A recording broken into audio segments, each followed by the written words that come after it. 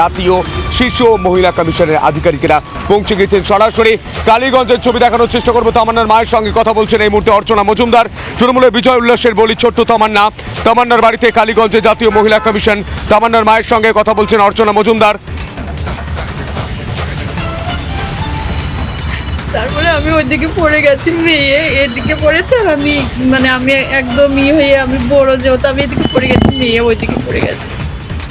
আমি উঠে বলছি, বাবু আমার তামান্নাকে বলি, বেটা ও মেয়ে আমার এখানে পড়ে আছে, মেয়ে সে রুখছে একদম সঙ্গে সঙ্গে, এগুলো কিচ্ছু নেই মেয়ের আমার এখান থেকে এ পর্যন্ত একটু খুলে ভেতরে, হ্যাঁ বুকে একদম এখানে দিদি একদম এখানে মেরে দিয়েছে।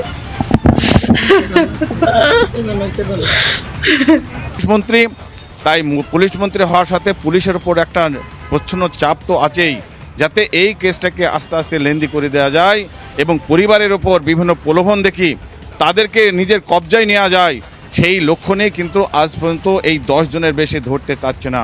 এটা আমি বলবো পুলিশ মন্ত্রীর নিজস্ব একটা স্ট্র্যাটেজি, যেটা অন্য কেসগুলিতে আমরা দেখেছি।